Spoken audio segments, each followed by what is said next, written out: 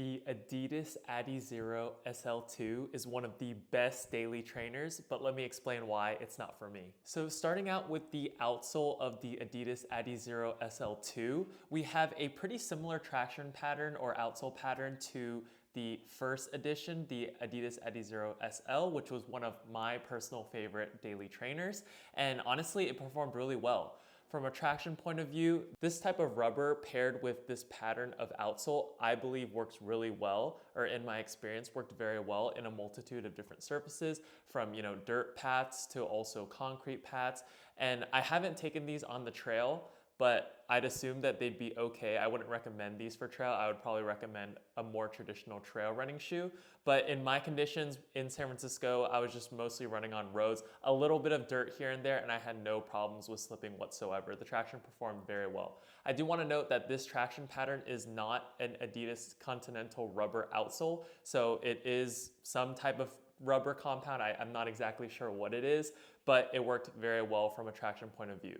As for in wet conditions, I did not test them in wet conditions as it's been pretty sunny here in California, but when I have stepped in puddles due to sprinklers or street cleaning, I didn't have any problems with the outsole whatsoever. Moving on to the durability of the Adidas Adizero SL2, I have about 25 miles in the shoe currently, and honestly, I can't really see any wear on the outsole, but again, that's only with 25 miles of use. I have personally put over 200 miles in my Adidas Adizero Superlights, and I could see some visible wear on the traction pattern on those shoes. However, I do understand that that's a completely different shoe and they could have changed the outsole rubber as well as the outsole thickness, but maybe that'll give you a good gauge as they do feel a little bit similar in rubber compound as well as traction pattern and thickness. So if that kind of gives you a better estimate of how long these will last. But honestly, after 25 miles, I did not see too much wear and tear on the outsole itself. So I would say durability has been pretty good. Now, moving on to the main event of this shoe.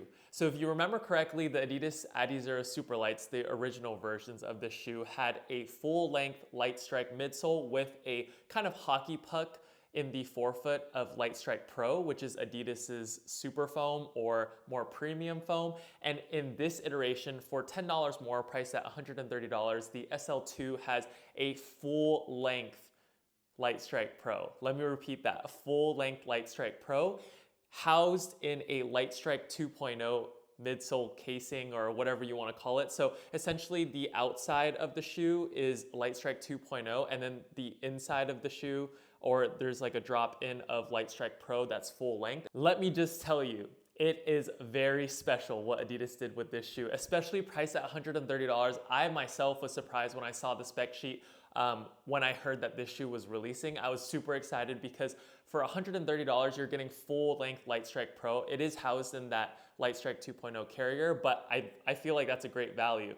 And boy, was I not disappointed. This shoe was very, very, very comfortable, but there is a caveat, and I'll get into that later. So with the positives of the midsole, it's very comfortable for those short, slow runs, aka recovery runs. It's also very comfortable when you're picking up the pace. It has that response when you start picking up the pace. The foam gets a little bit more firm and responsive as you start to put in more energy into the foam. And honestly, it was such a pleasant feeling underfoot.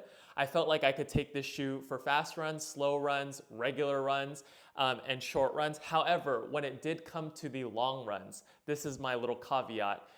The base of the shoe, the Adizero SL2s, is a little bit narrow. I know I keep referring to the first iteration of the shoe, but just in case you guys have that shoe and you're wondering about this second iteration of the shoe, that shoe was a lot wider in the base, so in the forefoot as well as the heel in the shoe. So what that's gonna do is have a little bit more stability paired with that firmer Light Strike foam and that little Light Strike Pro that they had in the forefoot. It was a pretty stable neutral shoe due to that wide base and firmer feel. However, with this softer foam in the SL2 with the narrower base in the heel, as you can see, it does look pretty narrow.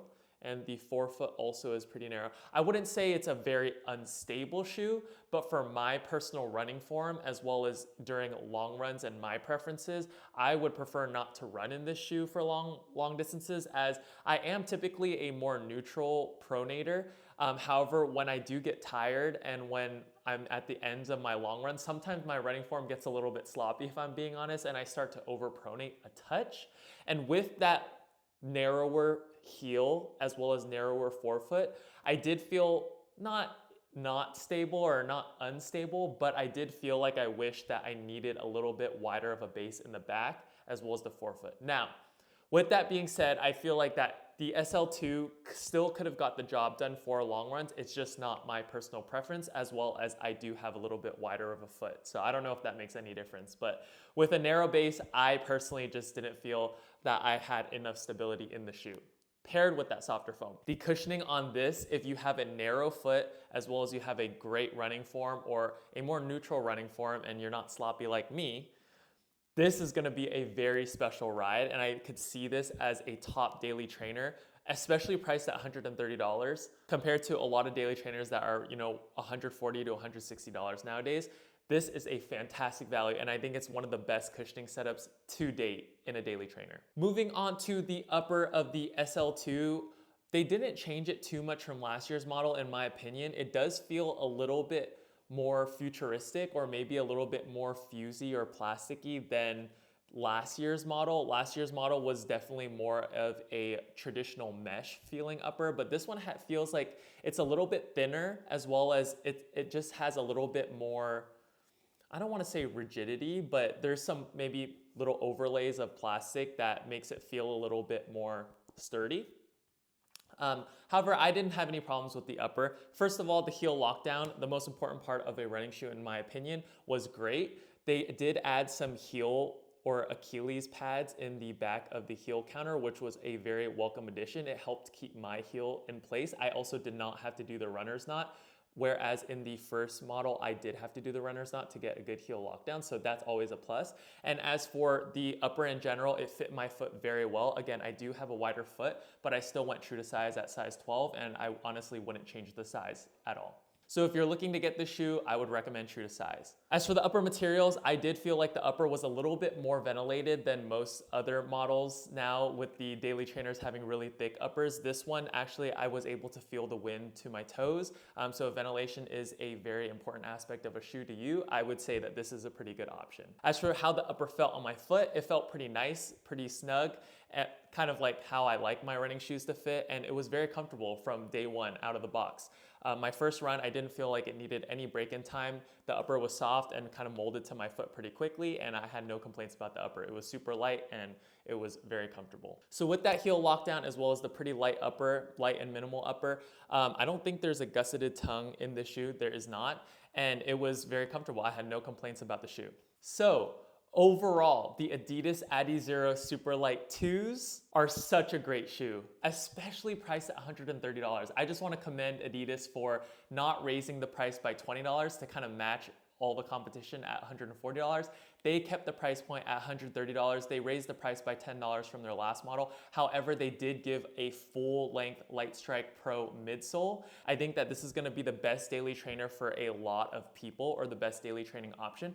But like I said, with the narrower base as well as the pretty soft foam, if stability is something that you look for in a running shoe, maybe this is not the best option. I'm not a stability runner whatsoever. However, with my longer runs, as I said, I do prefer a little bit of a wider base or maybe a little bit more stable feeling midsole, versus this is a very plush, comfortable, and maybe at times a little bit too fun for me.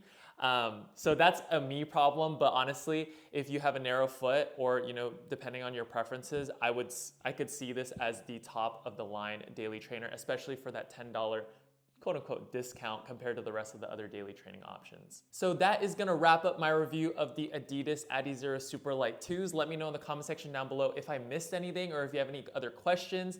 I am also testing the New Balance Rebel V4, so that review should be up pretty soon, and I am just so excited that Adidas released this shoe. Even though it wasn't personally for me, I think that a lot of elite runners as well as just regular joggers are really gonna enjoy the shoe, because I think it's a great bang for your buck daily trainer. And I also do think that this shoe is gonna go on sale in the future, so that's gonna be a phenomenal deal. So that's gonna pretty much wrap up my thoughts on the Adidas Adizero Superlight 2s. Let me know what you guys think down below. If you've also running it down below, I'd love to hear your experiences, and stay tuned for the next review and more videos from me. So I'll see you guys in the next one.